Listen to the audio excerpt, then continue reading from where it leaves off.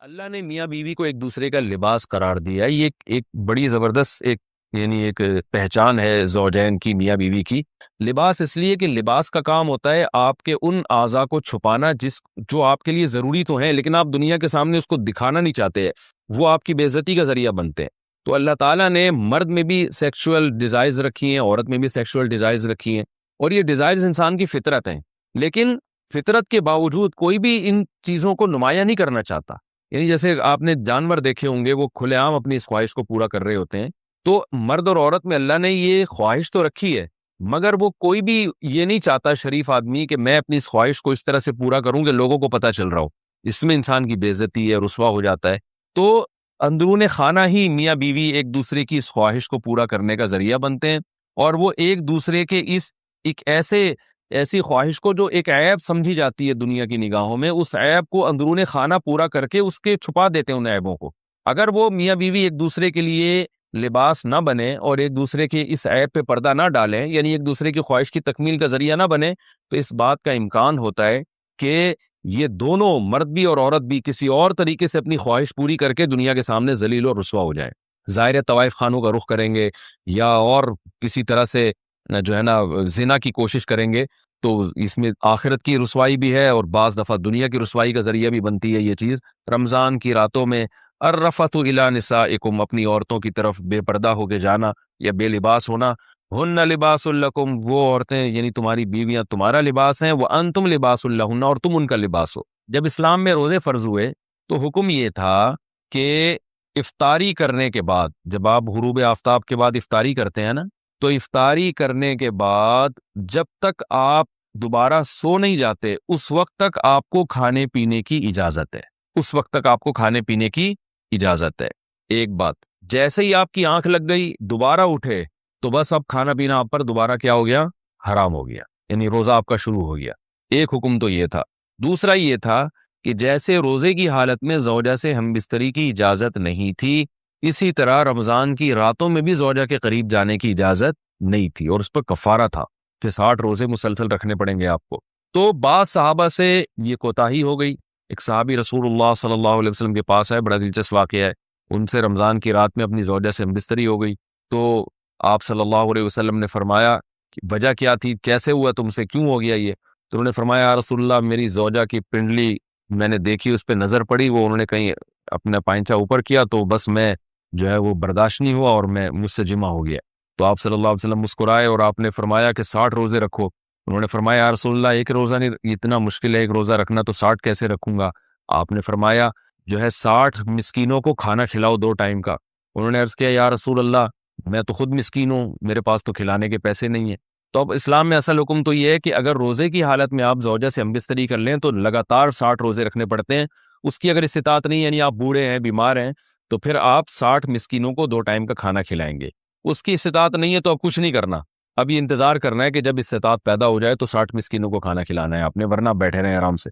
لیکن نبی صلی اللہ علیہ وسلم نے ان کی دلجوئی کے لیے، اور کہ چلو کچھ تو تھوڑی بہت ان کو سزا ملے، تو آپ صلی اللہ علیہ وسلم نے ان کو حکم دیا کہ اچھا چلو 60 مسکینوں کو کھلا بھی نہیں سکتے، غریب ہو، تو پھر ایسا کرو کہ صحابہ کو حکم دیا، اچھا پھر انہوں نے فرمایا کہ آپ صلی اللہ علیہ وسلم نے فرمایا کہ ٹھیک ہے، صحابہ کو حکم دیا ان کے لیے کچھ چندہ کرو اور ان کو دو تاکہ یہ کسی غریب کو صدقہ کر دیں، کچھ تو تلافی ہو نا جو غلطی ان سے ہوئی ہے۔ تو صحابہ نے سب نے کچھ چندہ کیا اور ان صحابی کو پکڑایا کہ بھئی مدینہ میں کسی مسکین کو صدقہ کر دو۔ تو انہوں نے عرض کیا یا رسول اللہ، مجھ سے زیادہ مسکین کو صدقہ کروں میں، یعنی سب سے بڑا مسکین تو میں ہی ہوں۔ تو آپ صلی اللہ علیہ وسلم ہنس پڑے اور آپ صلی اللہ علیہ وسلم فرمائے جاؤ کھاؤ، ٹھیک ہے نا، کھاؤ اور اپنے اہل و عیال کو کھلاؤ۔ تو یہ بڑا دل لگی کا معاملہ ہو گیا ان صحابی کے ساتھ۔ تو لیکن اللہ تعالیٰ نے حکم یہ نازل کیا کہ رمضان کی راتوں میں تمہارے لیے زوجہ کے قریب جانا جائز ہے، اس کی اجازت دے دی اللہ تعالیٰ نے، اور اس کی حکمت بھی بیان کی۔ علیم اللہ انکم کنتم تختانون انفسکم، اللہ جانتا ہے کہ تم اپنے ذات کے ساتھ خیانت کرو گے، یعنی خیانت ہی ہے نا، اللہ کے حکم کو توڑ دو گے، یہ حکم بہت مشکل ہے، اللہ کو پہلے سے پتہ ہے کہ تم نہیں اس کو فالو کر سکتے، لہذا ہم نے تمہیں چھوٹ دے دی ہے۔ تو یہ آیت یعنی اس سیاق و سباق میں نازل ہوئی۔ تو اللہ نے فرمایا احل لکم، حلال کر دیا گیا ہے تمہارے لیے رمضان کی راتوں میں، الرفث الی نسائکم، اپنی عورتوں کی طرف بے پردہ ہو کے جانا یا بے لباس ہونا۔ ہن لباس لکم، وہ عورتیں یعنی تمہاری بیویاں تمہارا لباس ہیں، وانتم لباس لہن، اور تم ان کا لباس ہو۔ اللہ نے میاں بیوی کو ایک دوسرے کا لباس قرار دیا ہے. یہ ایک بڑی زبردست ایک پہچان ہے زوجین کی, میاں بیوی کی. لباس اس لیے کہ لباس کا کام ہوتا ہے آپ کے ان اعضاء کو چھپانا جو آپ کے لیے ضروری تو ہیں لیکن آپ دنیا کے سامنے اس کو دکھانا نہیں چاہتے, وہ آپ کی بے عزتی کا ذریعہ بنتے ہیں. تو اللہ تعالیٰ نے مرد میں بھی سیکشول ڈیزائرز رکھی ہیں, عورت میں بھی سیکشول ڈیزائرز رکھی ہیں, اور یہ ڈیزائرز انسان کی فطرت ہیں. لیکن فطرت کے باوجود کوئی بھی ان چیزوں کو نمایاں نہیں کرنا چاہتا. یعنی جیسے آپ نے جانور دیکھے ہوں گے, وہ کھلے عام اپنی اس خواہش کو پورا کر رہے ہوتے ہیں. تو مرد اور عورت میں اللہ نے یہ خواہش تو رکھی ہے, مگر وہ کوئی بھی یہ نہیں چاہتا شریف آدمی کہ میں اپنی اس خواہش کو اس طرح سے پورا کروں کہ لوگوں کو پتہ چل رہا ہو. اس میں انسان کی بے عزتی ہے, رسوا ہو جاتا ہے. تو اندرون خانہ ہی میاں بیوی ایک دوسرے کی اس خواہش کو پورا کرنے کا ذریعہ بنتے ہیں, اور وہ ایک دوسرے کے ایک ایسی خواہش کو جو ایک عیب سمجھی جاتی ہے دنیا کی نگاہوں میں, اس عیب کو اندرون خانہ پورا کر کے اس کے چھپا دیتے ہیں ان عیبوں کو. اگر وہ میاں بیوی ایک دوسرے کے لیے لباس نہ بنے اور ایک دوسرے کے اس عیب پہ پردہ نہ ڈالیں, یعنی ایک دوسرے کی خواہش کی تکمیل کا ذریعہ نہ بنے, تو اس بات کا امکان ہوتا ہے کہ یہ دونوں مرد بھی اور عورت بھی کسی اور طریقے سے اپنی خواہش پوری کر کے دنیا کے سامنے ذلیل اور رسوا ہو جائے. ظاہر طوائف خانوں کا رخ کریں گے یا اور کسی طرح سے جو ہے نا زنا کی کوشش کریں گے, تو اس میں آخرت کی رسوائی بھی ہے اور بعض دفعہ دنیا کی رسوائی کا ذریعہ بھی بنتی ہے یہ چیز. تو میاں بیوی اندرون خانہ ہی بند کمرے میں ایک دوسرے کی اس خواہش کو پورا کر کے ایک دوسرے کی خواہش پہ پردہ ڈال دیتے ہیں, بالکل جیسے لباس آپ کے جو جسم کے پوشیدہ اعضاء ہیں ان کو چھپا دیتا ہے. تو دو کام کرتا ہے لباس, ایک تو یہ کہ آپ کے جسم کے جو پوشیدہ اعضاء ہیں ان کو چھپا بھی دے گا, اور دوسرا لباس زینت کا کام بھی کرتا ہے. جب آپ لباس پہن کے باہر نکلتے ہیں تو اور اچھے بھی لگتے ہیں. تو اللہ تعالیٰ نے ایسا ایک انتظام کیا, میاں بیوی کو ایک دوسرے کے لیے ایسا بنایا کہ ایک دوسرے کی خواہش کو اندرون خانہ ہی یہ پورا بھی کر دیتے ہیں اور زینت کا ذریعہ بھی بنتے ہیں. جب میاں بیوی باہر نکلتے ہیں تو لوگ تعارف کروا رہے ہوتے ہیں نا, شادی شدہ آدمی ہے, پارکوں میں لکھا ہوتا ہے فیملی کے بغیر الاؤ نہیں. ان کو پتا ہے جو فیملی کے بغیر ہوتا ہے وہ قابل عزت نہیں ہوتا, فیملی والا آدمی قابل عزت ہوتا ہے. تو وہ زینت کا ذریعہ بھی بنتے ہیں کہ بھائی شادی شدہ آدمی ہے, بال بچوں دار آدمی ہے, بال بچوں والا آدمی ہے. تو زینت اس لحاظ سے بھی کہ لوگوں کو اس سے خطرہ بھی کم ہوتا ہے, وہ ایسی اوباش لڑکوں جیسی حرکتیں بھی یعنی حرکتیں بھی نہیں کرتا, اور زنا سے بھی بچ جاتا ہے وہ. تو اس لحاظ سے بھی لوگوں کو اس سے خطرہ نہیں ہوتا. تو ہر لحاظ سے ایک دوسرے کی زینت کا ذریعہ بنتے ہیں اور ایک دوسرے کی عیبوں پہ پردہ ڈالنے کا ذریعہ بنتے ہیں. تو یہ ایک اللہ تعالیٰ نے پہچان کروائی ہے. اور اس میں اللہ نے عورت کا ذکر پہلے کیا, مرد کا بعد میں کیا, اس میں کیا حکمتیں ہیں, یہ ایک لمبا ٹاپک ہے, میں بیانات میں ذکر کر چکا ہوں. پھر تفسیر میں اس طرح کی باتیں ہوں گی تو بہت لمبی تفسیر ہو جائے گی. آگے اللہ نے فرمایا علیم اللہ انکم کنتم تختانون انفسکم, اللہ کو پتہ ہے تم اپنے نفس کے ساتھ خیانت کرو گے. خیانت کا مطلب جب اللہ کے حکم کو توڑو گے تو اپنے ساتھ ہی خیانت ہے نا یہ. تو اللہ کو پتہ ہے کہ تم اس حکم کو فالو نہیں کر سکتے, یعنی رمضان کی راتوں میں بھی ہم پابندی لگا دیں تو پورا مہینہ زوجہ سے دور رہنا تمہارے لیے بڑا مشکل ہو جائے گا. اس لیے اللہ نے حکم دے دیا فتاب علیکم, اللہ تم پر متوجہ ہوا, وعفا عنکم, اور جو کوتاہی تم میں سے ہو چکی ہے, ان صحابی سے کوتاہی ہوئی تھی اللہ نے معاف کر دی. فل آنا, پس اب تمہیں اجازت ہے, باشروہن, ان سے تم ہم بستری کر سکتے ہو, یعنی رمضان کی راتوں میں. وابتغوا ما كتب اللہ لکم, اور وہ اولاد تلاش کرو, وہ چیز تلاش کرو جو اللہ نے لکھ دی ہے تمہارے لیے, یعنی اس سے مراد ہے اولاد. تو اب یعنی زوجہ کے قریب اس نیت سے جاؤ کہ تمہیں اولاد ملے. تو یہاں بھی کچھ باتیں, پہلی سوال یہ پیدا ہوتا ہے کہ جب اللہ نے اس حکم کو منسوخ ہی کرنا تھا, اللہ تعالیٰ نے رمضان کی راتوں میں زوجہ سے ہم بستری کی اجازت دینی ہی تھی, تو پھر پہلے پابندی کیوں لگائی جب منسوخ ہی کرنا تھا؟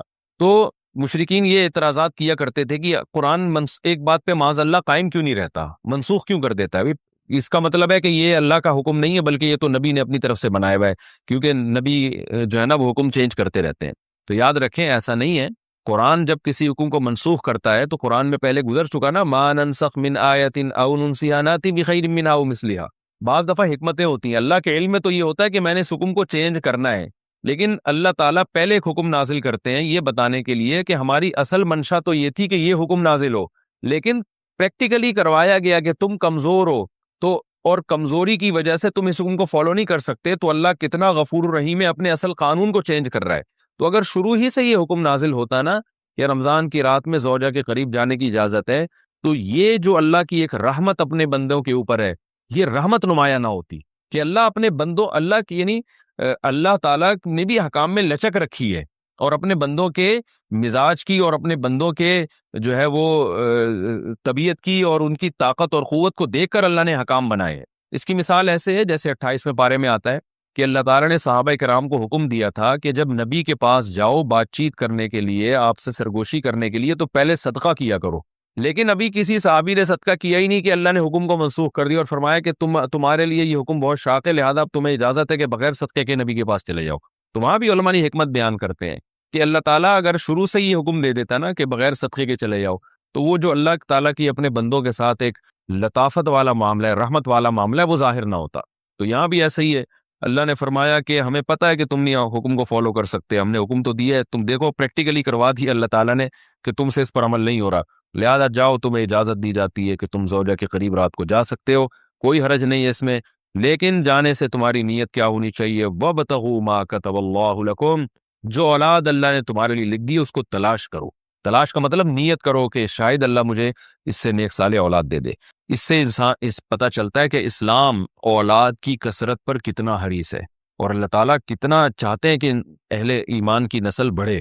قرآن میں ایک اور جگہ پر اللہ تعالیٰ نے زوجہ سے ہم بستری کا ذکر کیا تو وہاں بھی اولاد کا تذکرہ کیا ہے. وَقَدِّمُوا لِأَنفُسِكُمْ، فرمایا کہ حالت حیض میں تم زوجہ کے قریب نہیں جا سکتے، لیکن جب تم زوجہ کے یعنی جب پاک ہو جائے تو پھر زوجہ کے قریب جاؤ. وَقَدِّمُوا لِأَنفُسِكُمْ، اور اپنی ذات کے لیے آخرت میں ذخیرہ کرو. تو یہاں بھی مفسرین کہتے ہیں کہ اس سے مراد ہے کہ اولاد پیدا کرنے کی نیت سے جاؤ تاکہ وہ آخرت میں تمہارے لیے ذخیرہ بنے. تو فیملی پلاننگ کی جو دعوت ہے نا، اس کا قرآن و سنت سے دور دور کا بھی کوئی واسطہ نہیں ہے. جیسے ڈاروین کا جو نظریہ ہے نا کہ انسان بندر سے وجود میں آیا ہے، یہ اسلام کے بالکل اگینسٹ ہے. اسلام نے صاف لفظوں میں کہا ہے، اور صرف قرآن نے نہیں، تورات اور انجیل میں بھی یہ بات ہے کہ براہ راست اللہ نے حضرت آدم کو مٹی سے پیدا کیا اور پھر ان کی پسلی سے اللہ نے اما ہوا کو پیدا کیا. یہ انسان بندر کی کوئی ترقی یافتہ شکل ہرگز نہیں ہے. بندر بالکل ایک الگ نسل ہے. وہ ٹھیک ہے اس کی بہت ساری چیزوں میں انسان سے مماثلت ہے، وہ ایک الگ بات ہے، لیکن مماثلت اس لیے کہ اللہ نے قرآن میں فرمایا کہ امم امثالکم. قرآن میں جگہ آتا ہے کہ یہ جتنے بھی مخلوق ہے نا، یہ تمہاری طرح کی ایک امت ہے. یعنی ان میں اللہ تعالیٰ نے بہت ساری چیزیں سیم رکھی ہیں تاکہ انسان ان سے مانوس ہو. اگر یہ جانور کوئی الگ ہی خلائی مخلوق ہوتے تو پھر انسان جو ہے نا ان جانوروں سے مانوس نہ ہوتا، ان میں دلچسپی نہ لیتا. جیسے کوئی جن کو دیکھ کے لوگ ڈر جاتے ہیں تو ایسے شیر کو دیکھ کے بھی لوگ ڈر جاتے ہیں. تو اللہ نے کچھ نہ کچھ مماثلت اس نیت سے رکھی ہے کہ انسانوں میں اور جانوروں میں کچھ مماثلت رہے کہ انسان کو تھوڑی بہت ان سے انسیت ہو. تو اسی طرح یہ جو فیملی پلاننگ کی جو دعوت ہے کہ بچے دو ہی اچھے اور نسل کو کم کرو، یہ اسلام کے بالکل اگینسٹ ہے.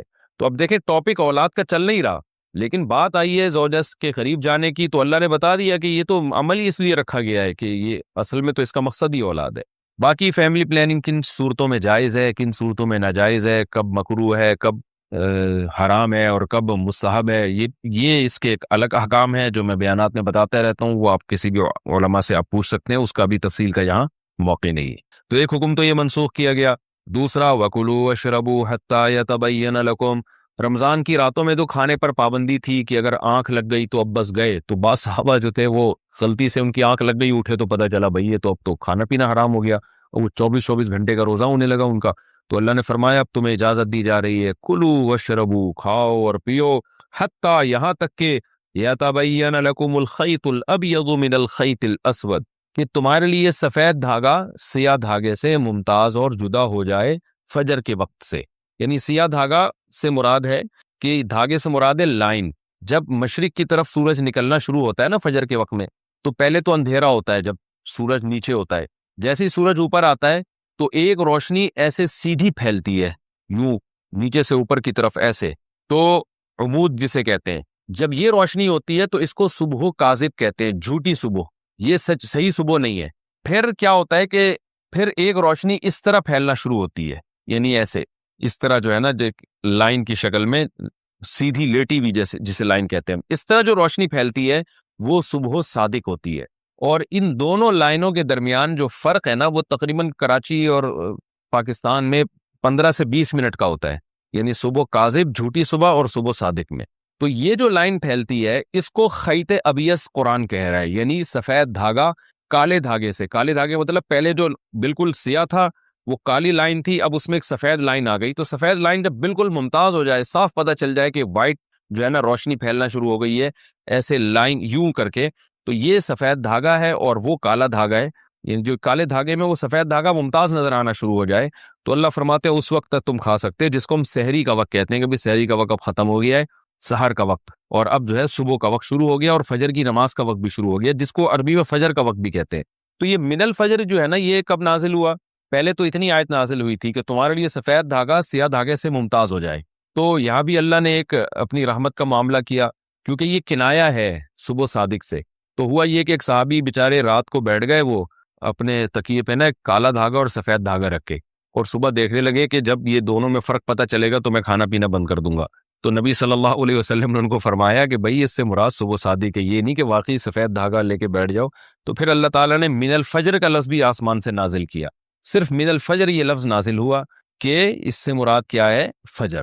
ثم اتموا الصیام الی اللیل، تو اس وقت تک تم کھا سکتے ہو، اس کے بعد مکمل کرو روزوں کو رات تک۔ رات سے مراد غروب آفتاب ہے، اصل میں تو رات عشاء کے وقت سے داخل ہوتی ہے، لیکن غروب آفتاب کو بھی عربی میں یعنی سورج جب غروب ہو جائے تو اس کو بھی رات کا وقت کہہ دیا جاتا ہے مجازن۔ تو اس میں پوری امت کا اجماع ہے سوائے شیعہ حضرات کے، وہ جب ستارے طلوع ہوتے ہیں تو اس وقت وہ کرتے ہیں، ورنہ پوری امت جو اہل سنت والجماعت کے چاروں مکاتب فکر ہیں، حنفی، مالکی، شافعی، احمد بن حنبل اور صحابہ کرام، یہ سب اس پر تقریباً متفق ہیں کہ غروب آفتاب کا وقت ہے اصل، اور نبی صلی اللہ علیہ وسلم سورج غروب مکمل غروب ہوتے ہی روزہ کھول لیا کرتے تھے۔ تو اللہ نے اجازت دے دی کہ اس وقت تک جو ہے نا روزے کو مکمل کرو۔ وَلَا تُبَاشِرُوهُنَّ وَأَنْتُمْ عَاكِفُونَ فِي الْمَسَاجِدِ، اور مسجدوں میں جب تم ہو اعتکاف میں تو پھر زوجہ کے قریب مت جاؤ۔